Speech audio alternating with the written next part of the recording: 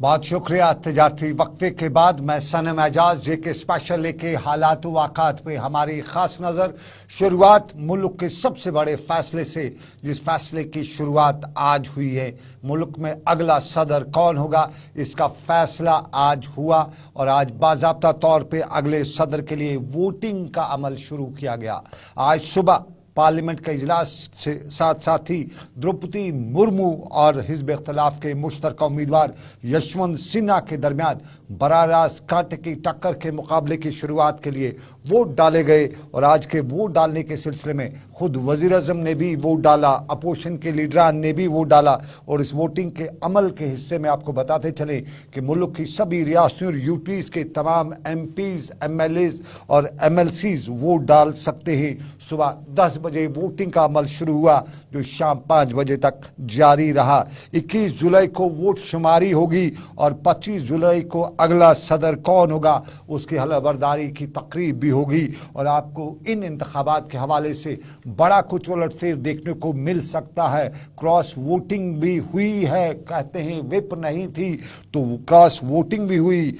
नज़र महाराष्ट्र के एकनाथ शिंदे के हमदर्दों पे है और नज़र जो है वो झारखंड मुक्ति मोर्चा के वो वोटरान पर है।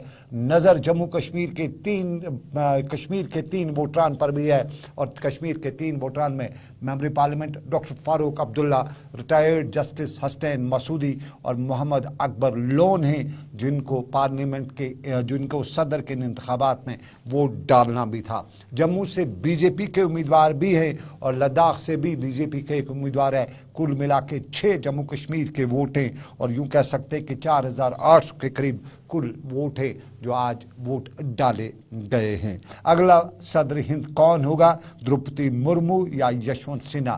द्रौपदी मुर्मू बीजेपी हिज़्ब इक़्तिदार की उम्मीदवार है जबकि हिज़्ब इख्तिलाफ के मुश्तरका उम्मीदवार यशवंत सिन्हा हैं। और यशवंत सिन्हा और द्रौपदी मुर्मू के दरमियान ये बराह रास्त टक्कर, बराह रास्त मुकाबला है। और अब ज़रा जम्मू कश्मीर का रुख करते हैं और जम्मू कश्मीर के लेफ्टिनेंट गवर्नर मनोज सिन्हा ने आज एक बड़ा ऐलान किया। अग्निवीर के हवाले से ऐलान करते हुए उन्होंने बताया कि जम्मू कश्मीर पुलिस सर्विस की भर्तियों में अग्निवीरों के लिए 10% रिजर्वेशन रखी जाएगी। आवाम की आवाज़ प्रोग्राम में बात करते हुए मनोज सिन्हा ने बताया कि आज़ादी का अमृत महोत्सव नए ख्वाबों, मुल्क में अमन, खुशहाली और तरक्की के नए अज़म के लिए बेहतर मौके फराहम करता है और आवाम के दरमियान काम करने वाली सरकार में अवामी शिरकत के जज्बे को फ़रोग़ देना भी है। मनोज सिन्हा ने आज कई महकमों की तारीफ भी की और ख़ास तौर पे जल शक्ति, PWD, पावर डिपार्टमेंट और डिज़ास्टर मैनेजमेंट के एहलकारों की तारीफ भी की जिन्होंने हालिया खिदमात जो ख़राब मौसम के में 24 घंटे अपनी खिदमात को मुहैया रखा था। इधर जम्मू कश्मीर के हवाले से दूसरा बड़ा ऐलान भी हुआ है। सरकार ने आज बाज़ाब्ता तौर पे आदाद शुमार पेश करते हुए बताया कि इस साल 1 करोड़ से ज़ायद सयाह जम्मू कश्मीर आए हैं, वो भी 6 महीनों में। मरकजी वज़ीर सयाह जे किशन रेड्डी ने आज जम्मू कश्मीर के हवाले से पार्लियामेंट के इजलास के पहले रोज़ एक सवाल का जवाब देते हुए बताया कि जम्मू कश्मीर में सयाहत का शोबा मईशत की बुनियादी शोबों में से एक है और जम्मू कश्मीर सरकार की तरफ से निजी और सरकारी शोबों में उठाए गए इक़दाम के नतीजे में कोविड के बावजूद पिछले साल इस साल को जो सयाह हैं उनकी तादाद बढ़कर 1 करोड़ से ज़ायद हो गई है। उन्होंने बताया कि 2020 में सयाहों की कुल तादाद 41,267 हुई थी जो इस साल के पहले 6 महीनों में 1 करोड़ से बढ़कर हुई है। और इस दौरान जम्मू कश्मीर में तमाम मौसमों के जो सयाह हैं उसकी आमद देखी गई है और इनमें आला दर्जा के सयाह भी मौजूद थे। अब ज़रा रुख करते हैं हालात वाक़ात का। हालात वाक़ात में लाइन ऑफ कंट्रोल के पुंछ का मेंढर का इलाका जहां दौरान शब एक हादसाती ग्रेनेड हमले में जम्मू कश्मीर फ़ौज के एक कैप्टन और एक JCO के मारे जाने की खबर है जबकि 4 दूसरे ज़ख्मी भी हुए हैं। जम्मू में फ़ौज के तर्जमान ने बताया कि पुंछ के मेंढर सेक्टर में ये हादसाती ग्रेनेड हमला था और ये उस वक्त हुआ जब फ़ौजी लाइन ऑफ कंट्रोल के नज़दीक फ़राइज़ अंजाम दे रहे थे। उन्हें बताया कि ज़ख्मियों को फौरी उधमपुर में कायम फ़ौजी अस्पताल मुंतकिल किया गया, जिस दौरान एक फ़ौजी कैप्टन और एक JCO ज़ख्मों की ताब ना लाते हुए इंतकाल कर गए। आपको बताएं, इसी इलाके में 6 जुलाई को भी एक इसी तरह का हादसाती धमाका हुआ था, जिसमें 2 फ़ौजी एहलकार शदीद तौर पर ज़ख्मी हुए थे, जिनमें से बाद में एक की मौत वाक़ा हुई थी। और इधर अब कश्मीर की सूरत-हाल बताएं। आपको याद होगा, कल पुलवामा के कांगो के इलाके में पुलिस और CRPF की मुश्तरका टुकड़ी पर एक हमला हुआ था, जिसमें एक CRPF एहलकार शदीद तौर ज़ख्मी हुआ था और ये एहलकार बाद में ज़ख्मों की ताब ना लाते हुए दम तोड़ बैठा। मारे गए पुलिस CRPF एहलकार को आज श्रीनगर में खिराज तहसीन अदा की गई और उनके ताबूत पर गुलबारी की गई। आपको बताएं कि मज़कूरा CRPF एहलकार का नाम विनोद कुमार है और वो उत्तर प्रदेश के रहने वाले हैं। कुछ सियासत का हाल अहवाल भी बताएं। सियासत के हाल अहवाल में अल्ताफ़ बुखारी ने आज बयान दिया है और सईद अल्ताफ़ बुखारी ने अपने एक बयान में बताया है कि जब तक न जम्मू कश्मीर में असम्बली इंतखाबात होंगे तभी यहाँ पे हालात बदले जा सकते हैं। और उन्होंने बताया कि जम्मू कश्मीर में एक ऐसी सरकार होनी चाहिए जो जम्मू कश्मीर को साथ लेकर चले और जम्मू कश्मीर में कोई ऐसा मामला ना हो जिस पर इख्तलाफ हो।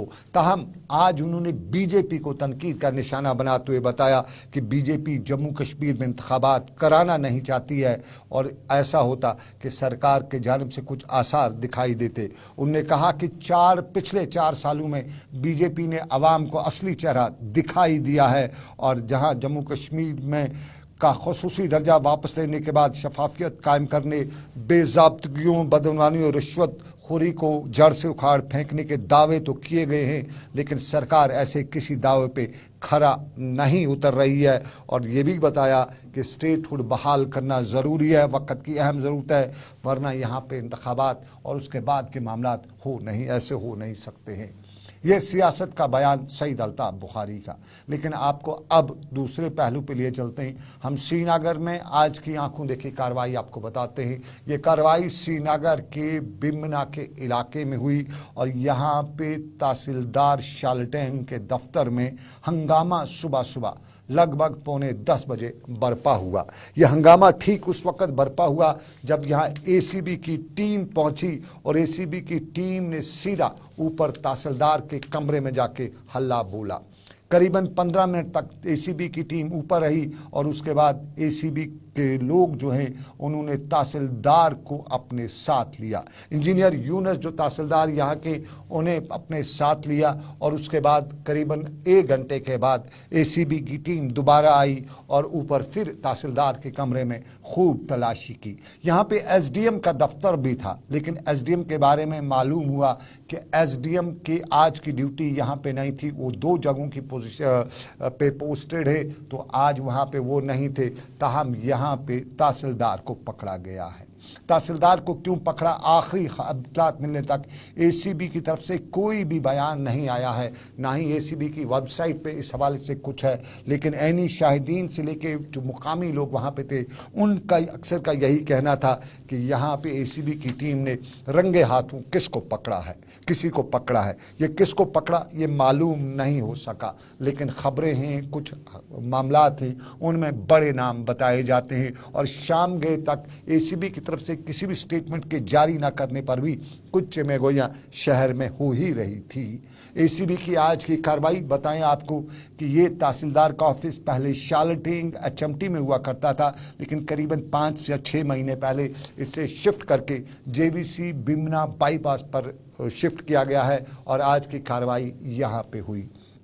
ये तहसील खबरों में माजी में बहुत रही है। अक्सर इस हवाले से कई बार मामलात सामने लाए गए, लोगों ने अक्सर शिकायतें की और यहाँ के हवाले से बहुत से लोगों ने हमें बताया, अक्सर सरकार तक भी ये बातें पहुँचाने की कोशिश की कि यहाँ बिना पैसा दिए कोई काम नहीं होता है। और ख़ास तौर पे आसपास के इलाकों में जो बिल्डिंग कंस्ट्रक्शन वगैरह के मामलात हैं, उनमें किसी की ज़मीन किसी के नाम करानी हो तो तहसीलदार तहसील शालटेन के दफ्तर में हो सकती है, पुराने कागज़ भी बदले जा सकते हैं, नए भी बनाए जा सकते हैं, और वो सब कुछ पैसे को लेकर होता है। और आज कहा जाता है कि उसी सभी शिकायतों को मद्देनज़र रखते हुए और उसके बाद किसी नालिश की शिकायत पर एसीबी ने छापा मारकर रंगे हाथों पकड़ा है या नहीं इसकी तस्दीक तो नहीं हुई है, लेकिन तहसीलदार को हमने गाड़ी में बढ़ते हुए खुद ले जाते हुए देखा है।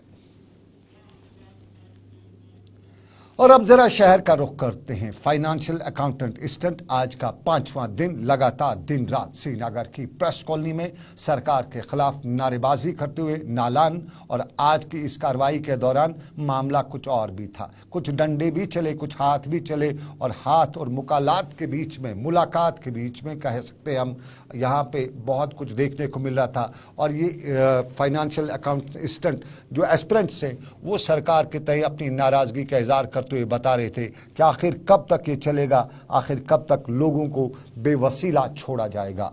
ये बातें वो मीडिया के साथ भी कर रहे थे, वो उन लोगों को भी बता रहे थे जो यहाँ पे पहुँचे थे। और ये तस्वीर ठीक उस वक़्त की हैं जब यहाँ पुलिस पहुँची थी और इन लोगों को यहाँ से खदेड़ना चाह रही थी। ज़रा सुनिए इनकी बात, और बात सुनने के बाद और मामला भी हैं। आज हमारा डे 5 है प्रोटेस्ट का, जो कंटिन्यूस प्रोटेस्ट है हमारा।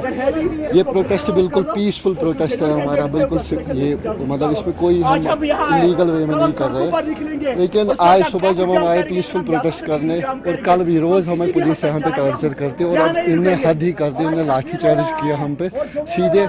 ये मतलब this is very unfortunate on part of the administration कि हमें पीसफुल प्रोटेस्ट नहीं करने दे रहे। हमने इनसे बात की थी कि आप क्यों नहीं ये हमें अलाउ कर रहे हो, तो इन्होंने बोला था कि आप परमिशन ले आओ। हम जब परमिशन लाने गए थे तो वहाँ से भी हमें इनकार ही हुआ कि बोला हम परमिशन नहीं देंगे। हमारे पास हम गए थे डीसी ऑफिस श्रीनगर, वहाँ से हमें निकाल दिया धक्के मार के कि आप यहाँ पे परमिशन नहीं दे सकते। ये उम्मीदवार हैं, इन्हें जॉब मिलना था और जॉब मिला भी है, कहते हैं इस कायदे और कानून के मुताबिक मिला है। लेकिन आज बीच में टांग अड़ाई जा रही है। ये टांग क्यों अड़ाई जा रही है, ये लोग न ये जानते हैं, न सर्विस सिलेक्शन बोर्ड का कोई अहदेदार बता रहा है। इन लोगों की सीधी सी डिमांड है, जिसने गलत किया है उसको खदेड़ो, उसको पकड़ो।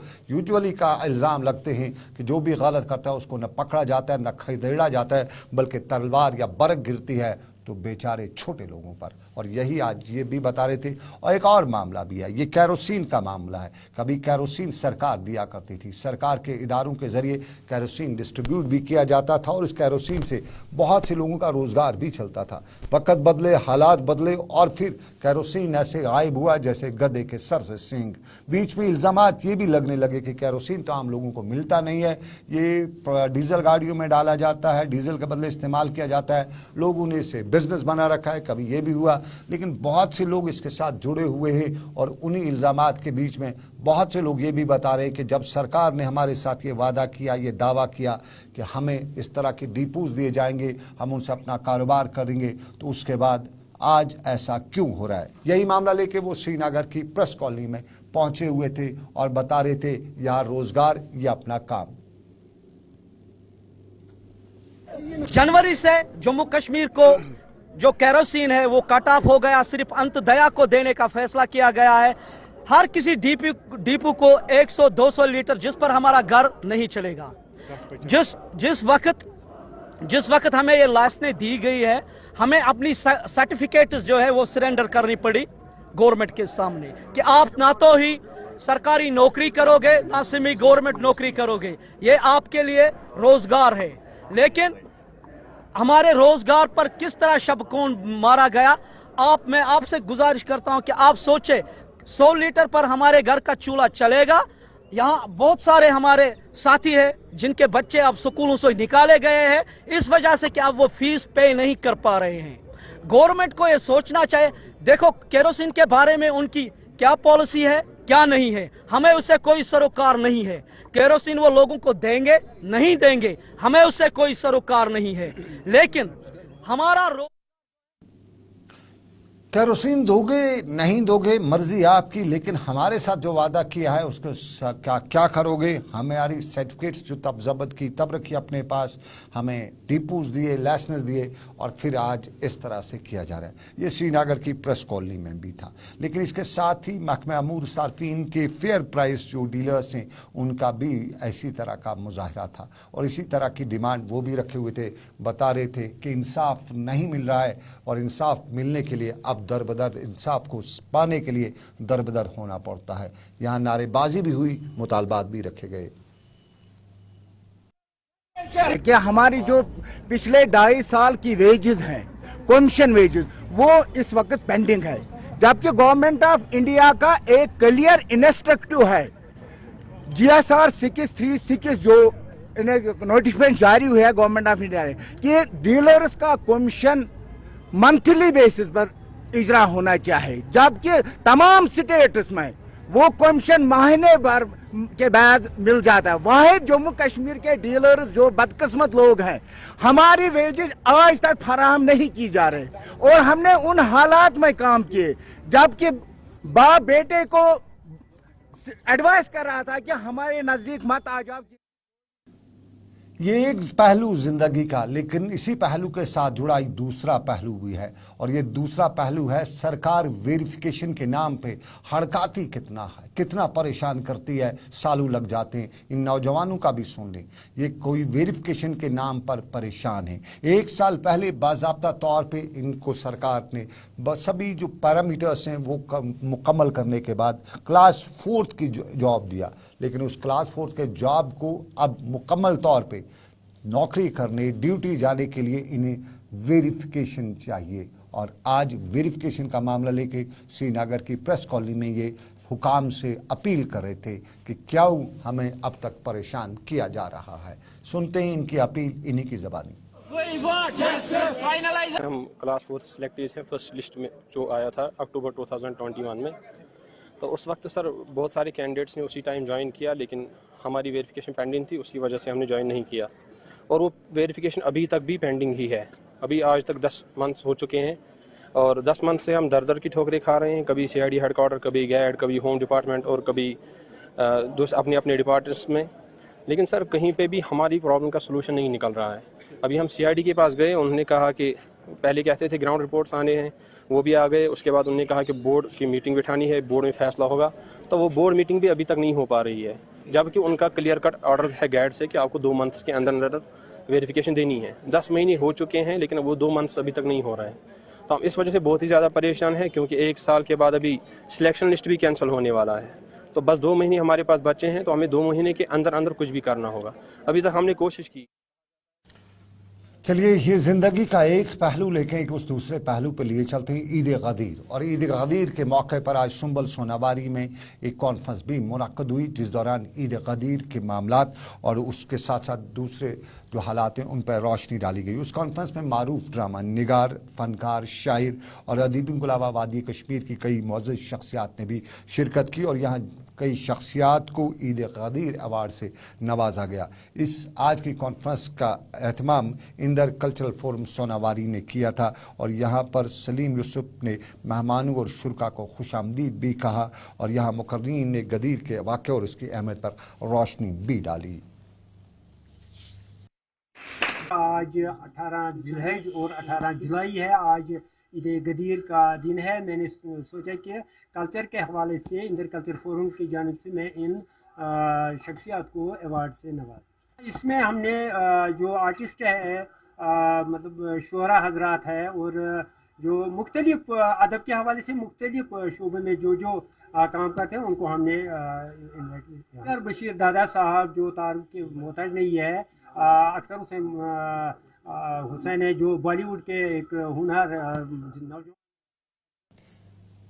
ये कश्मीर के हालात, आज ईद गदीर थी और ईद गदीर पे कॉन्फ्रेंस मुनक्कद हुई, लेकिन आपको ज़रा हमारे बेसिक इंफ्रास्ट्रक्चर की बात भी करते हैं, दिखाती। सरकार ने बनाया है, लेकिन उस बनाने के बाद उस पे जो अमल दखल होना है, उसकी रखवाली जो करनी है, देख रेख करनी है, उनका क्या हाल अहवाल है वह हम आपको दिखाते हैं। तस्वीर थन्ना मंडी राजौरी के इलाके की, और थन्ना मंडी के सरकारी अस्पताल का आज हुकाम ने ख़ास तौर पे डीडीसी मेंबर अब्दुल कय्यूम मीर और municipal committee chairman Shakeel Ahmed ने मुकामी तहसीलदार के हमरा अस्पताल का मुआयना किया, दौरा किया और फिर यहाँ पे सूरत हाल देखते हुए खुद हुकाम से लेके डीडीसी मेंबर और दूसरे लोग भी परेशान हुए, क्योंकि ना सफाई, ना सुथराई, ना रंग, ना रोगन और उसके साथ साथ बीमार से कोई पूछने वाला नहीं। डॉक्टर अलमिया ये कि रोस्टर बना हुआ था, रोस्टर पे अमल नहीं था और उसके साथ साथ यहाँ जितनी भी मशीनें हैं वो तो लगी थी, कुछ के बारे में मालूम हुआ कि मशीन है चलाने वाला नहीं है और अगर कोई चलाने वाला पोस्टेड है तो वो छुट्टी पे है और उसके साथ साथ कई और मामला थे और इन्हीं मामला पर इंतज़ामिया को बताया गया कि ज़मीनी हक़ाइक़ बदलने की ज़रूरत है। देखिए, पिछले 1 महीने से यहाँ पर लोगों की जनरल कंप्लेंट चाह रही थी कि हम हॉस्पिटल में जा रहे हैं और वहाँ पर हमें डॉक्टर नहीं मिलते हैं। तो हमने आज ये मुनासिब समझा कि भाई हमारे काउंसलर आजाद, हमारे डीडीसी के मेंबर क्यों मीर साहब, हम इकट्ठे आए, तहसीलदार साहब को हमने साथ लाया, हमने आके यहाँ पर पूरा इसका विजिट किया। हमने वार्ड में भी गए, वार्ड में भी लोगों ने हमें जो कहना था आपके सामने उन्होंने कहा। उसके बाद यहाँ पर जहाँ डॉक्टर का सवाल है, 4 पोस्टें हैं यहाँ पर NRHM की, वो एक पोस्टें हैं लेकिन खाली हैं और फिर खाली पोस्ट, बीमार डॉक्टर नहीं होगा तो बीमार को कहाँ से इलाज मिलेगा। ये राजौरी के थन्ना मंडी के इलाके के लोग और ओहदेदार बता रहे थे। लेकिन आपको नाज़रीन बताएं, डॉक्टर भी था, बाकी लोग भी थे, लेकिन इलाज नहीं हुआ। ये इल्ज़ाम है, ये इल्ज़ाम वादी लुलाब के दिवर गाँव के एक फैमिली ने आज हंदवाड़ा के अस्पताल पे लगाया।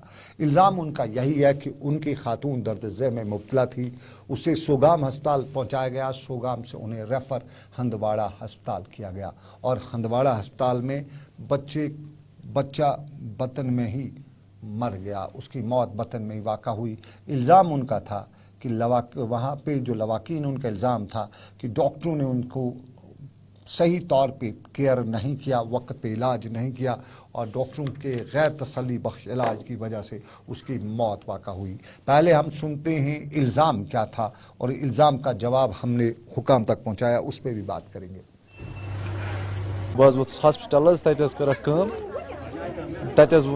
देखो अमिस लड़कस मशीन थोड़ा बहुत वता बच्चस हार्ट कम तुम कर रेफर योर SCD क्या रील सगाम पे कर योर ये वोन डॉक्टर सोबन वोन यह शुंगित गोर बह गोस अमिस बहुत योर लेबर रूमस मज अत डॉक्टर सोब कहें अत नर्स बह वन ये कुछ डॉक्टर सोब दोपन ये डॉक्टर सोब हूँ अपार शुंगित डॉक्टर यूसुफ सोब बह और अमिस लोग शरारती करने बस ड्यूटी पे कहें मे तुम करो अत कुछ ड्यूटी दोप अत नर्स वर्स पे सीरियस एमरजेंसी पेशेंट ये तम यू नजर कम से कम ट्रीटमेंट कर यह आव अत नजर वजर दोप यह बिल्कुल ठीक तो मे तुम दियो मे तेल थोड़ा गारंटी अस मे ग जानस मज ग परवा वरवा कह अम दोप बह गारंटी दिख कहें मे तेल कर मे रेफर अम मोन न कहें मे बह आव सगाम पे रेफर कर तमो दोप मे यह एमरजेंसी कर रील अमिस दूध वत यह रात 8:30 वोतस बह योर 9:30 वाक़ा तम पे वोन SCD। ये तस्वीर का एक रुख, जो लोग थे जो अपने पेशेंट को लेकर हंदवाड़ा के अस्पताल पहुंचे थे, उनको वहाँ पे रील वगैरह करानी थी, साफ ज़रा है अल्ट्रासाउंड हो सकता है या ECG वगैरह हो सकता है, वो नहीं कराया गया, बच्चे के बारे में पूरी जानकारी नहीं मिल सकी। यहाँ इल्ज़ाम है कि यहाँ पे डॉक्टरों ने लापरवाही बरती और हमने यही मामला डॉक्टर के साथ, हुकाम के साथ उठाया, उनसे पूछा क्या हुआ, कैसे वाक़ा हुआ, जवाब उनका सुनिए। हमारे पास 9 साढ़े 9 पेशेंट आया, उसको देखा, उसका फीटल हार्ट नहीं आ रहा था, बच्चे का हार्ट ठीक नहीं आ रहा था। इनको भी बोला इसका एक ही फैसला है, अल्ट्रासाउंड से ये साबित हो जाएगा। इनको बोला करो वेट, हम करेंगे अल्ट्रासाउंड, सुबह पता चलेगा। लेकिन बैठे ये इधर चुप करके, फिर जब सुबह अल्ट्रासाउंड कराया वहाँ बेबी निकला डेड, जो हमको पहले ही पता था बच्चा डेड हुआ है। लेकिन उनका रेफर करते हमारे पास अल्ट्रासाउंड सप्लाई नहीं था, अल्ट्रासाउंड से कन्फर्म। बाबा रेशी में बेसिक फैसिलिटीज की कमी है, सयाहों को परेशान या अकीदतमंदों को परेशान होना पड़ता है, वक्फ बोर्ड इंतजामात नहीं कर सका है। हमारा एक एक्सक्लूसिव रिपोर्ट इस पे आ ही जाएगा, वो तैयार है। आज वक्त की कमी की वजह से आपको नहीं दिखा सके हैं। और यात्रा में आपको बताएं कि 8 जुलाई को यात्रा शुरू हुई, अब तक करीबन 12 लाख से ज़ायद यात्री पवित्र गुफा के दर्शन कर चुके हैं। आज भी यात्री आए, आज भी ये सिलसिला चलता रहा और ये रक्षाबंधन के दिन तक चलता रहेगा। लेकिन फिलहाल श्रीनगर से मैं आपसे इजाज़त चाहूँगा इस वादे के साथ कि रब्बे कायनात की रही मर्जी फिर होगी आपसे मुलाकात। आप रखिएगा अपना ख्याल। अल्लाह आपका मेरा सबका निगहबान हो। अल्लाह हाफिज़।